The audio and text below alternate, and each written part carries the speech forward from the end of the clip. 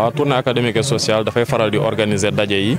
biir Dakar ak ci région yi pour dimbali xale yi ñu gën a mën a am contenu de qualité ci plateforme bi nga xamante ni que ñu ñoo ko créé pour appuyer li nga xamante ni que moom mooy système éducatif yi donc ñëw am ak ñoom ay waxtaan am ak ñoom ay jotaay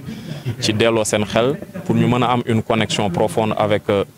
leur environnement pour lépp loo xam ne préoccupation askanu Tambacounda la ak bépp gox boo xam ne ñu ngi fay dem di fa doxal activité bi xale yi di ci mënti bàyyi xel ndax ñoom ëllëg ñoom ñoo war a nekk acteur de développement yi war a doxal réew mi. lancé woon le 11 juin 2022 donc le 11 juin 2024 lay am ñaari at. maanaam cours yi nga xam ne ñu ngi koy jël ci salle de classe yi boo ñëwee ci biir plateforme bi di nga fa fekk un contenu de qualité boo xam ni lépp loo xam ne amaana leerul woon ci biir salle de classe bi dinañ ko gën a yaatal ci biir plateforme bi te loolu noonu yaakaar naa ni ça va de pair ak intérêt ak demande bi nga xamante ni que président de la République def na ko ministre de l'éducation nationale à ce que ñu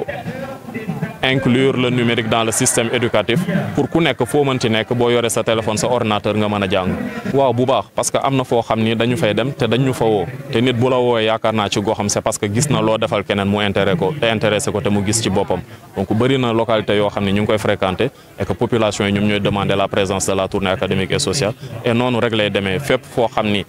yitte doomu aadama yaa ngi fii doomu aadama yi ils ont besoin de ce programme là ñun daañu déplacé wu ak suñuy formateur pour satisfaire boobu intérêt et sans condition parce que ñun suñu activité duñu laaj kenn entrée tout est social.